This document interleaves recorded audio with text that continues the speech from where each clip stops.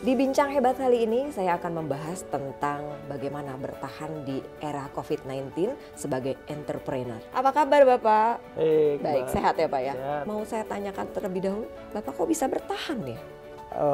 Membuat satu terobosan, membuat satu yayasan yang bergerak di bidang kemanusiaan. Itu saya tertipu sangat besar, itu 20 miliaran. 20 miliar bablas gitu. 14 ya. Kalau Bapak terpilih, aklamasi menjadi ketum, melakukan pembenahan semua itu. Ya, kenapa enggak? Berani Pak? Ya harus, bagi pengurus yang lama, kalau Mas Anin terpilih kembali ya kalian kerjalah. Ya, jangan cuma numpang nama, nggak kerja, gagah-gagahan untuk portfolio aja ya kan.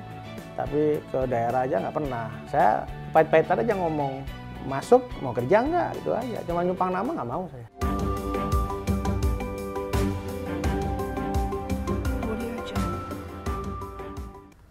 Selamat pagi pemirsa, bersama saya Bena Rangkuti.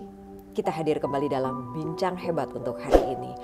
Di Bincang Hebat kali ini saya akan membahas tentang bagaimana bertahan di era COVID-19 sebagai entrepreneur.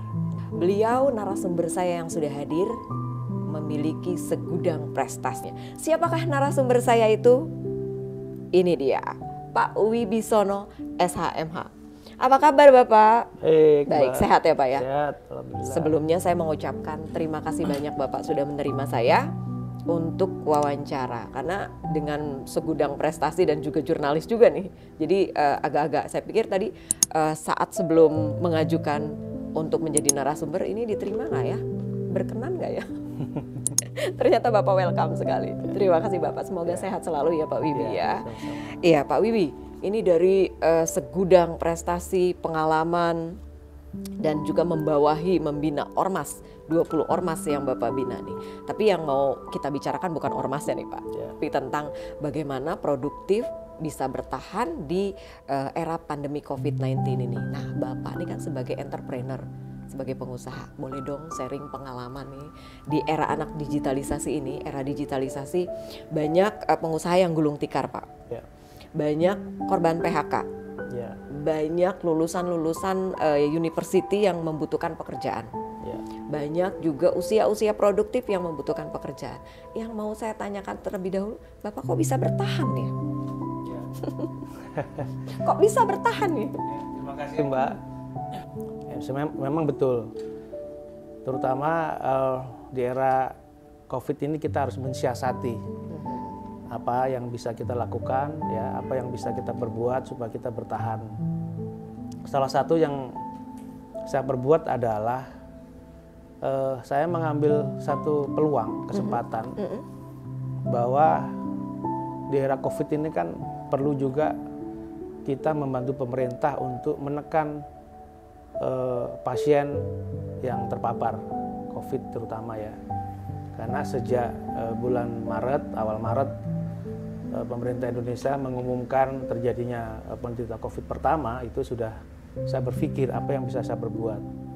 Saat itu memang kita benar-benar lockdown dengan WFH, ya 3 bulan lah di awal-awal.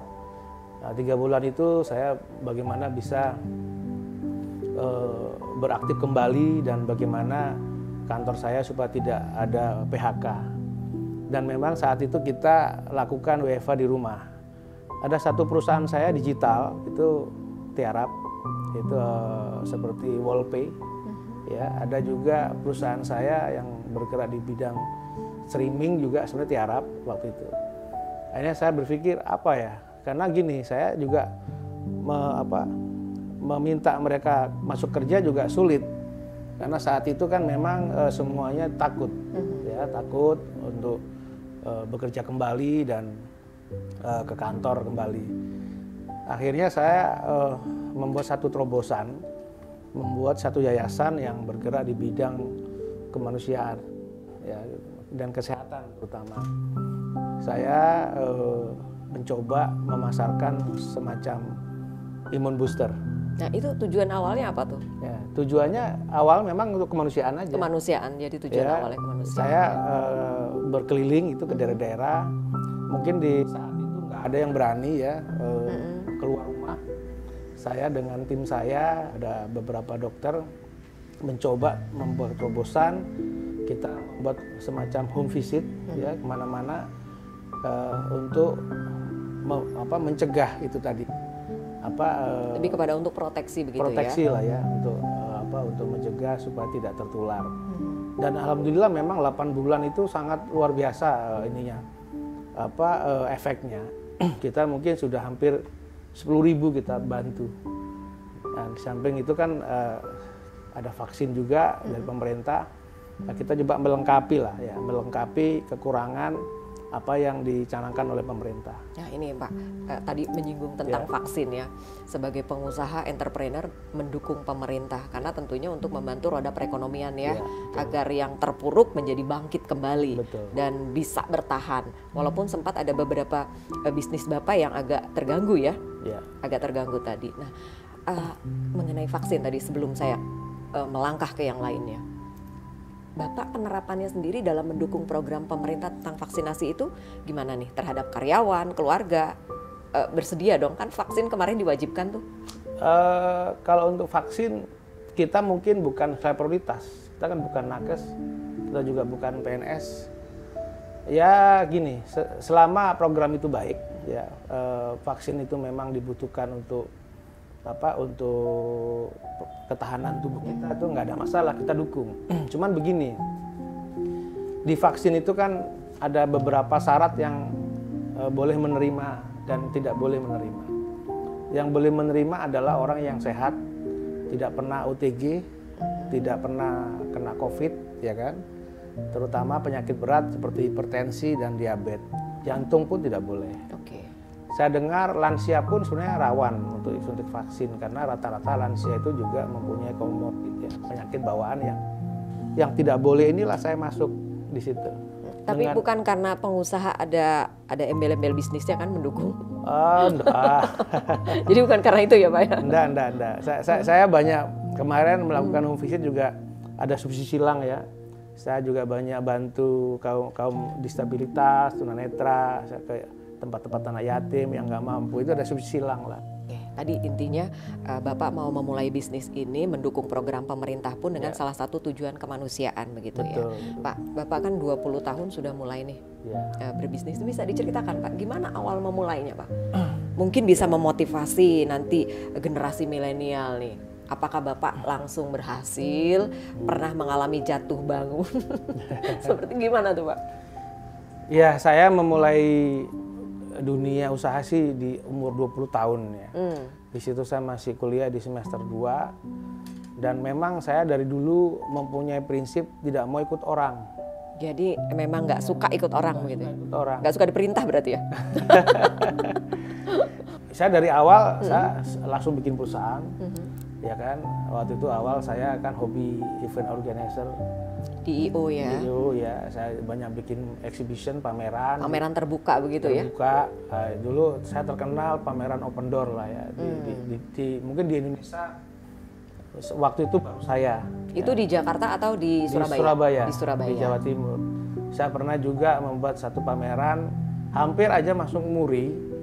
Mungkin karena waktu itu syaratnya nggak memenuhi, akhirnya gagal. Yaitu membuat pameran sepanjang tahun. Setiap tahun membuat? Sepanjang tahun dan setiap bulan.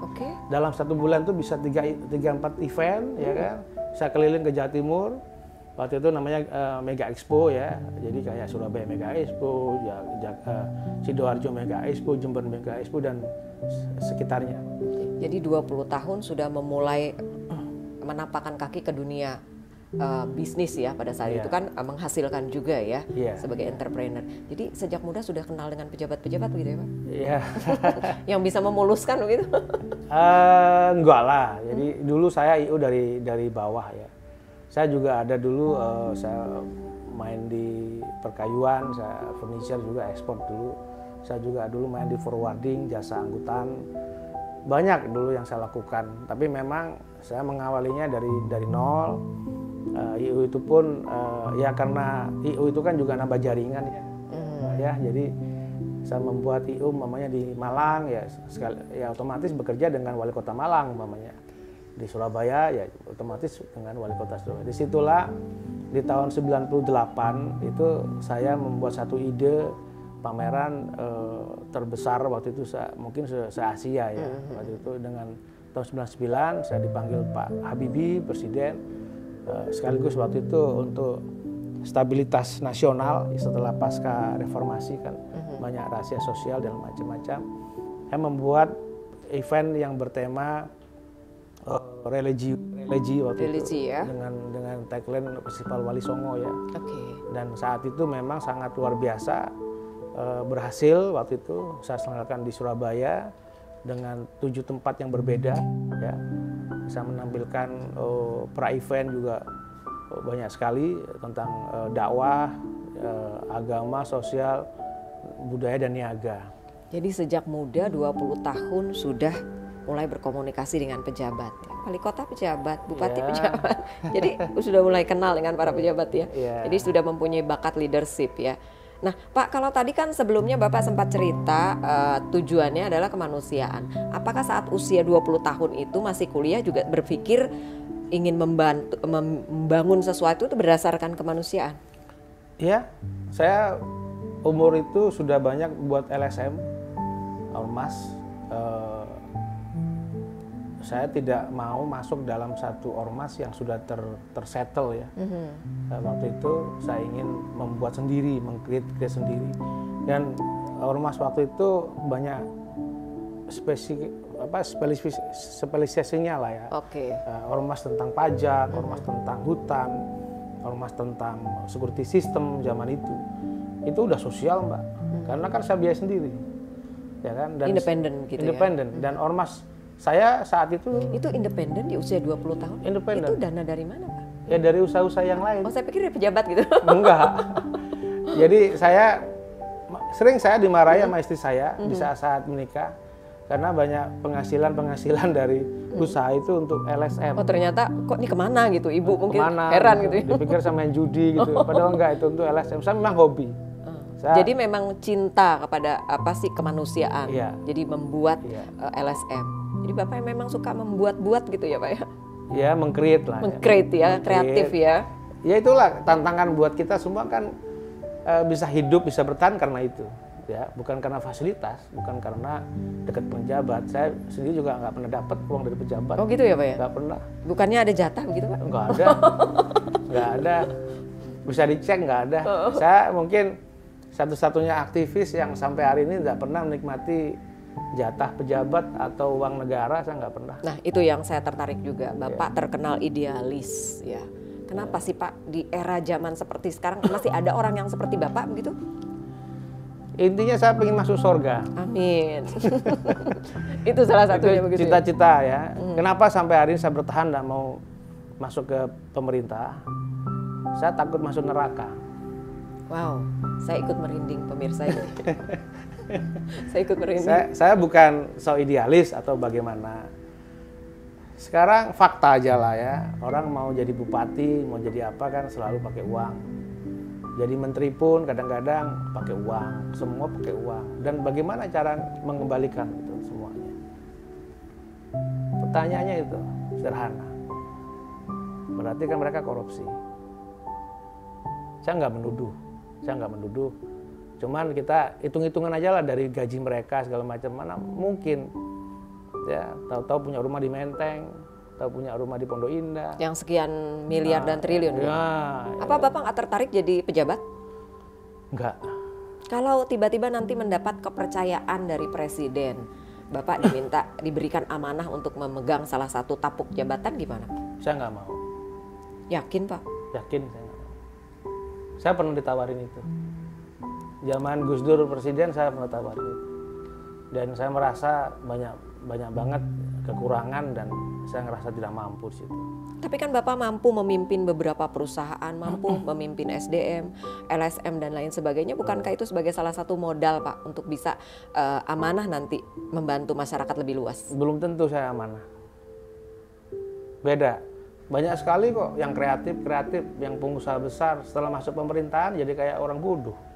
Bapak ini aneh ya, karena banyak orang yang melirik jabatan Pak. Enggak. Berbuat, ormas dan lain sebagainya, endingnya ujung-ujungnya uang, ujung-ujungnya jabatan. Tapi kok Bapak nggak tertarik ya Pak? Ya rata-rata mungkin mereka jadiin ormas itu sebagai portfolio ya untuk rekam jejak begitu ya. Mereka. Tapi saya enggak lah.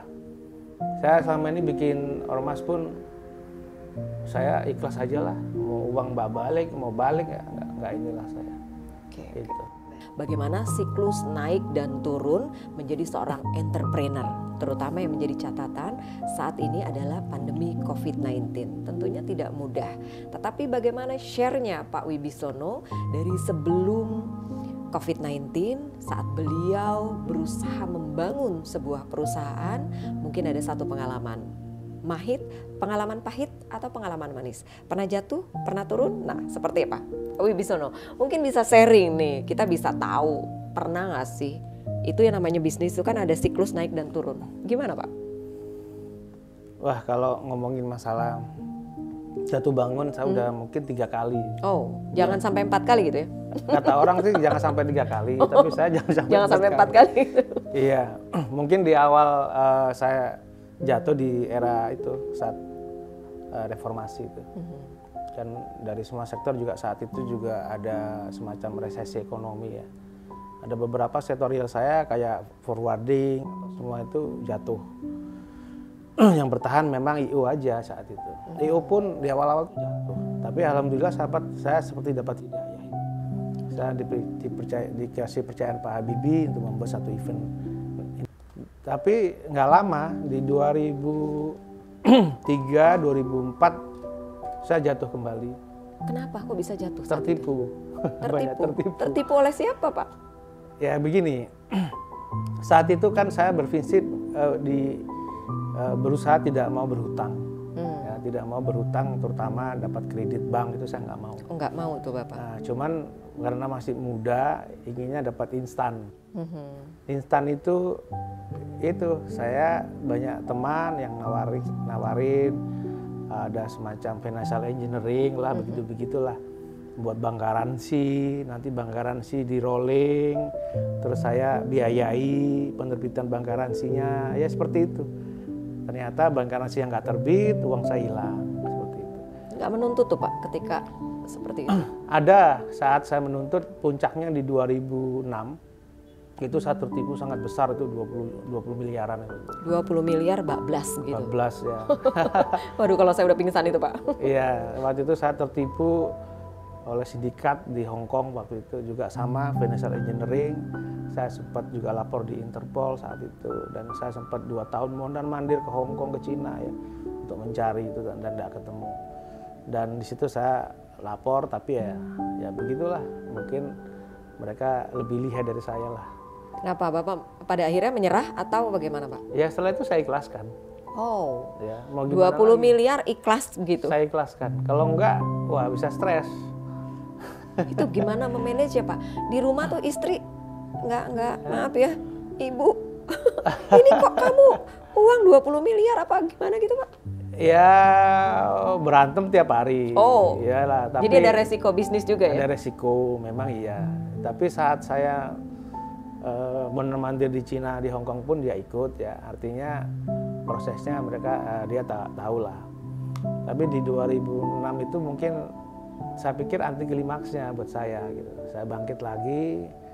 Ternyata tipu lagi tuh 2010, 2011. Pengusaha seperti Bapak masih bisa ketipu lagi? Ya kita harus ngalamin lah hal begitu. Kadang-kadang saya juga sekolah di hukum, di bidang hukum maksud saya. Tapi ya kadang-kadang namanya penipu itu lebih lihai gitu. Walaupun S1 hukum, iya, S2 backgroundnya hukum.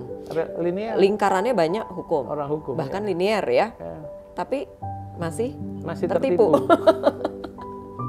Jadi kan terkadang ada ungkapan tertipu karena ada ketidaktahuan atau kekurang pahaman. Yeah. Tetapi ternyata sudah paham pun masih bisa tertipu ya. Iya, jadi saya selalu aspek legal saya pasti saya cek kan gitu ya. Cek nomor 1 lah ya, dan MOU mau bagaimana bunyinya juga pernah kita ini. Cuma ya namanya orang penipu itu lebih lihai mereka.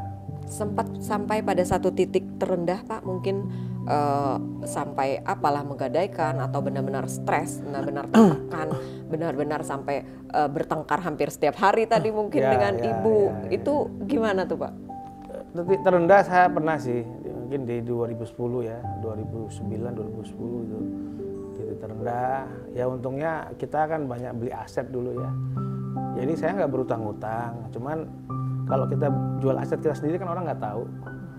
Ya, saya di luar tetap aja seperti nggak ada masalah. Dan teman-teman saya tahu, saya kalau muncul itu justru saya lagi happy gitu. Kalau nggak muncul lagi susah gitu. Oh, jadi itu saya ketahuan ya rahasianya Pak Wibisono ya. Rahasia sukses seorang Wibisono pengusaha sukses. Jadi kalau lagi nggak muncul, Ya. lagi ada masalah. Ketika muncul, berbagi, lagi happy. Nah, Oke, jadi sekarang lagi happy dong Pak. ya, saya begini, saya berprinsip tuh kalau berteman itu memang saya berbagi kebahagiaan. Kalau susah jangan berbagi kesusahan. Ya kan? Karena apa? Seorang pengusaha itu kan diukur dari performance, dari kita bagaimana bergaul. Kalau kita bisa pertahankan itu ke teman-teman, kita tidak pernah mengeluh, tidak pernah berhutang. Ya. Pada saat kita berhasil pun mereka biasa-biasa saja gitu loh. Saya sering mengalami dikhianatin teman seperti itu ya, biasa-biasa saja. Itu ketika mendapatkan satu pengkhianatan Pak. Ya. Apa nggak sakitnya di sini Pak? Buat saya biasa-biasa saja lah. Lebih sakit mana Pak? Pengkhianatan karena bisnis atau cinta Pak? Wah ini nggak tahu nih. Tapi yang jelas Bapak sudah menghadapi dan melalui Ya, itu ya saya Pak, pernah melalui hal-hal yang paling sakit pernah. Cuman ya buat saya itu ada dua ilmu yang saya serap dari semua kejadian itu adalah ilmu hikmah dan ilmu ikhlas aja. Hikmat dan ikhlas. Hikmah. Jadi ya. kita ambil hikmahnya dan kita ikhlasin. Beliau pernah jatuh dan pernah berada pada satu titik terendah, pernah tertipu, pernah dikhianati, tetapi justru itu dijadikan sebagai salah satu pecutan untuk terus meraih titik kesuksesan hingga sampai saat sekarang ini.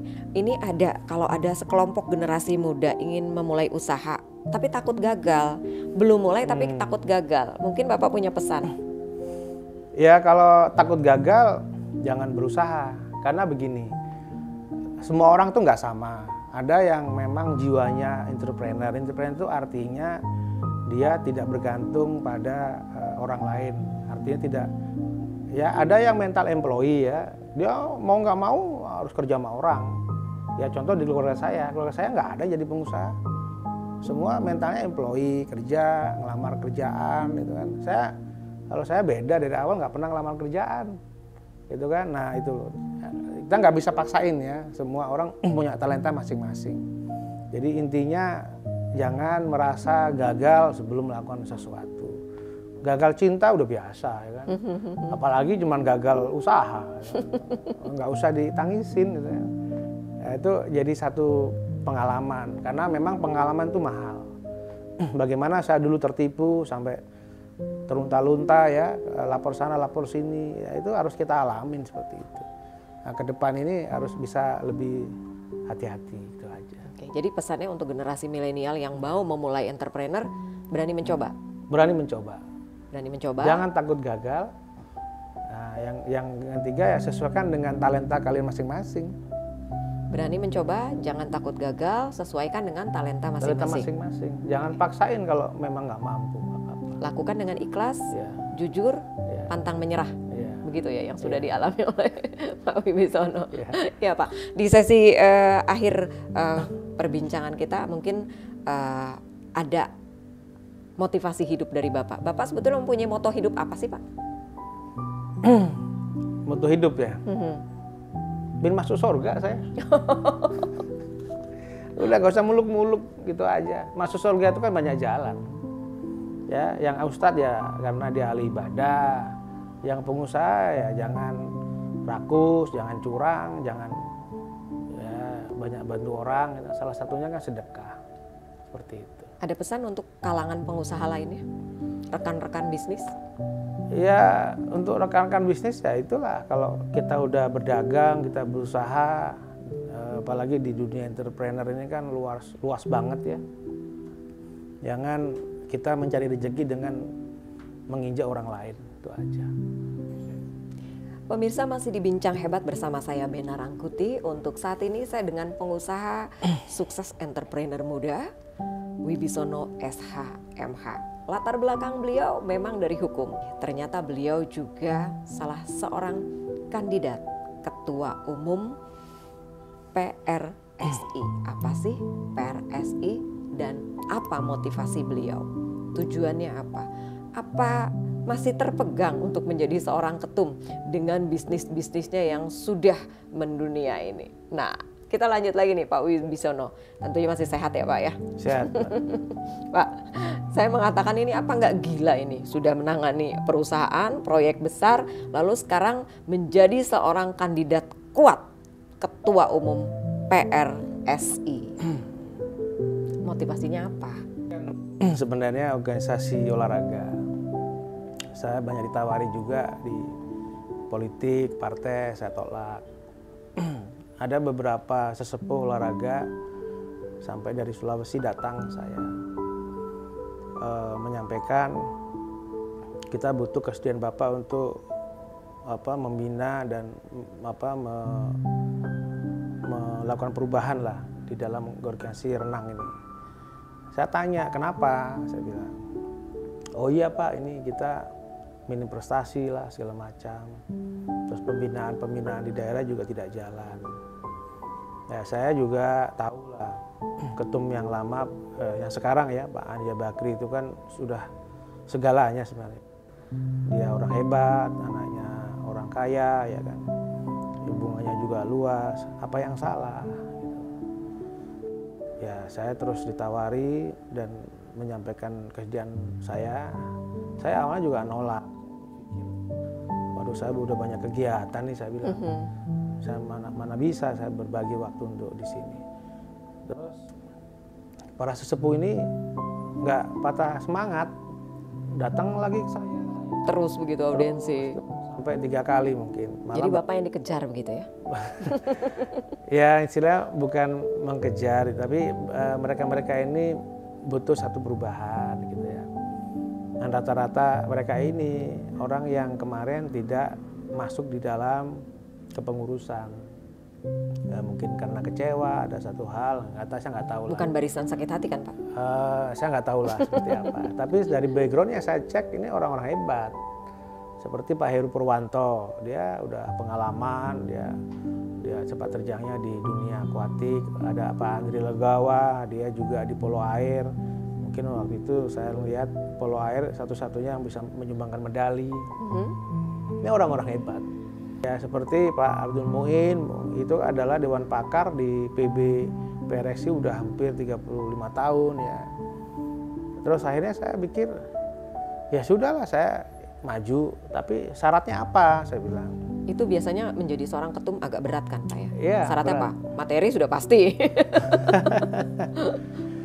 Yang penting begini ya, kalau saya di organisasi itu sebenarnya sama lah, apapun bidangnya, itu nggak mungkin kalau nggak pakai uang, pasti. Cuman saya menyaratkan ke mereka, saya mau asal aklamasi. Oke. Ya kalau voting itu sebenarnya kan, voting itu kan sebenarnya cara-cara untuk money politik. Saya udah paham lah bagaimana nas yang lain-lain ya. Saya nggak mau.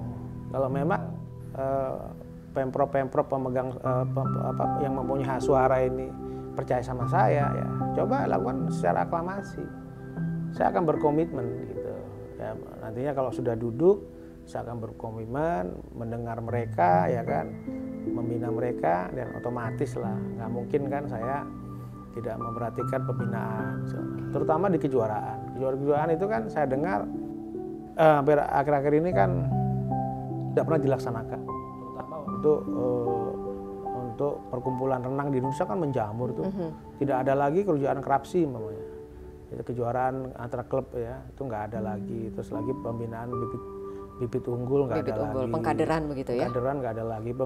Kejuaraan-kejuaraan di daerah, mati suri nasional apalagi. Jadi saya pengennya itu saya bangkitin kembali gitu. Nah itu kan PR tuh Pak, PR yang tidak mudah. Kalau Bapak terpilih nih, aklamasi menjadi ketum, apa yang mau Bapak lakukan? Melakukan pembenahan semua itu? Ya, kenapa enggak? Berani Pak?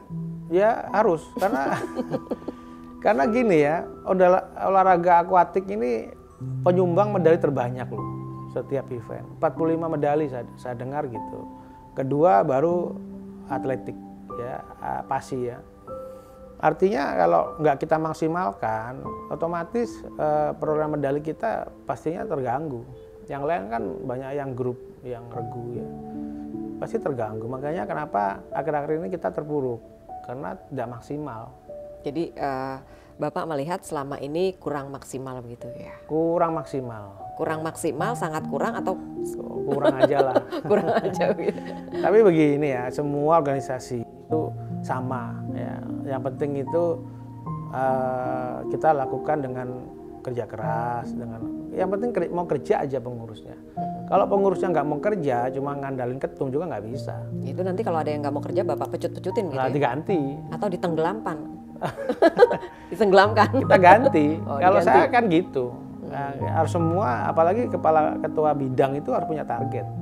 Setahun dananya kita ganti. Oke, jadi Ya kan?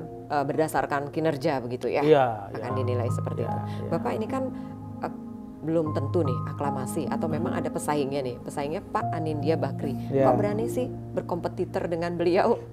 Ya kenapa enggak, ya kan background beliau mungkin lebih segalanya dari saya. Cuman saya berkeyakinan kalau kita niat membenahi pembinaannya segala macam, yang kita mau lakukan ini tanggung jawab besar.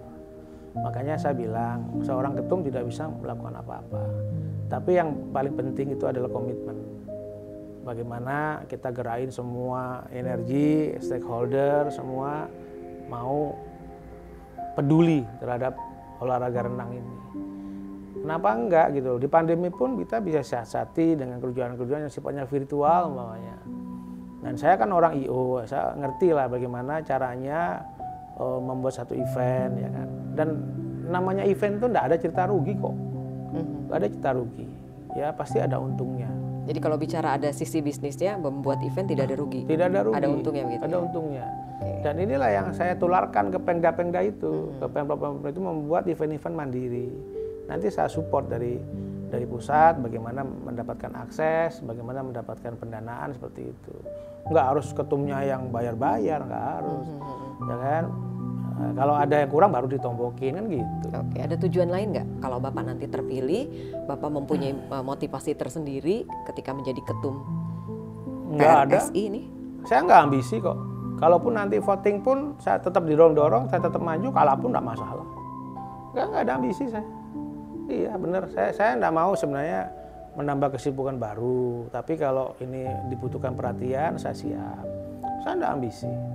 Ya kan, kalau nanti Pak Anin mau kepilih lagi, dia memperbaiki dengan catatan-catatan, dia Lalu membutuhkan Bapak gitu. membutuhkan saya, nggak masalah. Jadi it's okay gitu ya. Nggak masalah. Tapi ketika diberi kepercayaan oleh seluruh anggota, ini Bapak terima begitu. Ya, Diberikan amanah. iya, pokoknya gini, kita kembali ke niat dulu deh, ya kan. Saya kan didatangi, ya kan. Saya nggak nawar-nawarin diri, ya kan. Didatangi. Dilamar begitu ya. Ya, dilamar, terus Diminta baik-baik. Akhirnya dapatlah saya minimal 3 surat dukungan kan untuk maju. Saya udah dapetin itu. Tapi awalnya susah juga merayu Bapak ya kabarnya.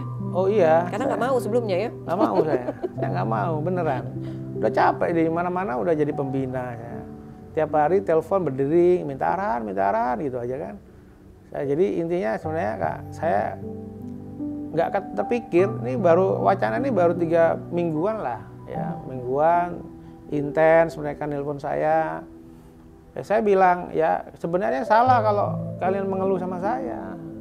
Mengeluh itu ke ketum yang sekarang. Saya ini masih di luar, saya bilang.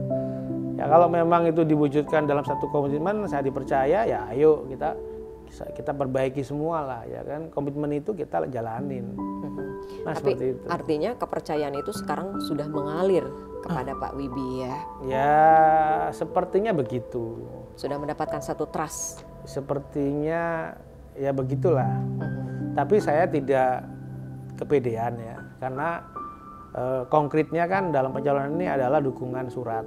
Ya, surat dukungan itu kan dalam ADART kan minimal 3 Pemprov ya. Itu fakta ya. Untuk bisa maju. Untuk bisa maju ya. Nah, perkara nanti di area itu ternyata voting saya kalah ya nggak apa-apa.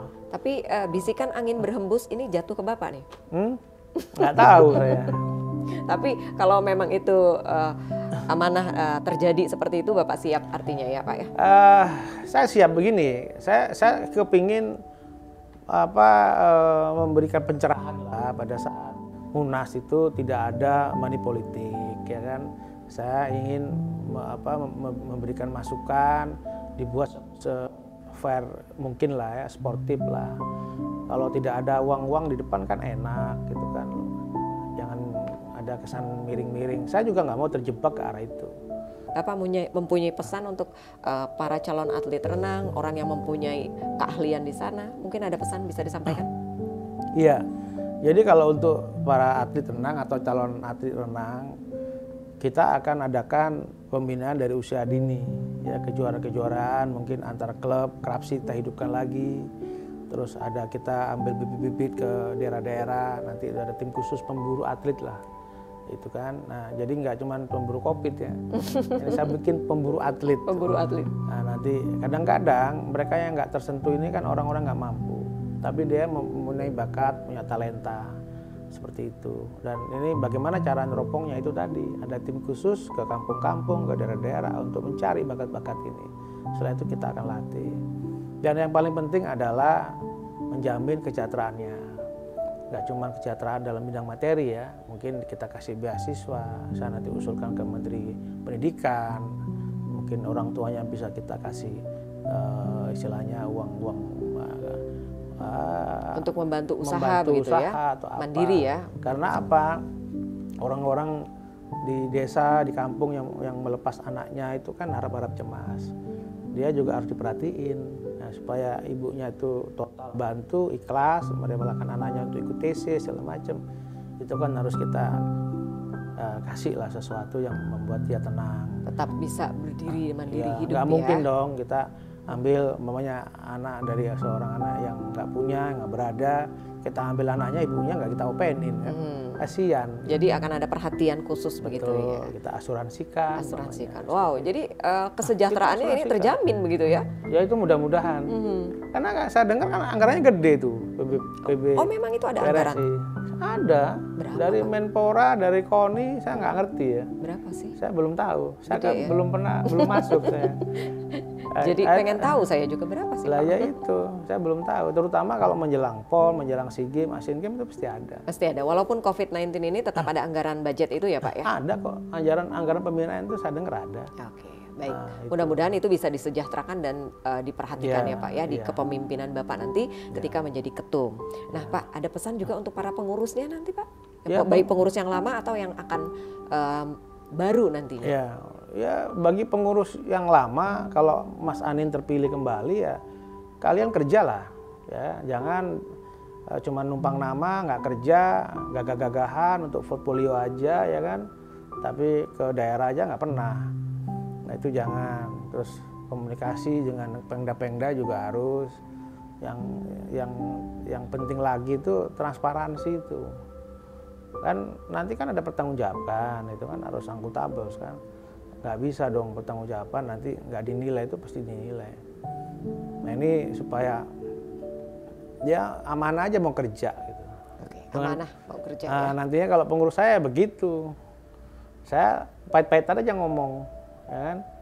Masuk mau kerja nggak gitu aja, cuma nyumpang nama nggak mau saya. Oh, jadi Bapak membutuhkan kader yang mau bekerja, Iya mau kerja, memiliki skill, mau Betul. bekerja. Ya yang penting itu dan yang paling penting kan dari potensi-potensi yang di pengurus itu kan kalau kita sendiri kan luar biasa. Oke, Gitu. baik.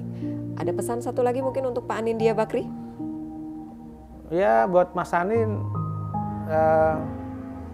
saya sebenarnya sama beliau bangga ya. Dia anak muda yang semangat, yang di usia muda udah jadi ketum organisasi besar ya, dan dia juga seorang CEO, pemilik TV ya kan. Segalanya lah dia, ya kan. Cuman itu tadi saya ingin kalau memang beliau menginginkan terpilih kembali ya, laksanakan amanah ini sebaik-baiknya.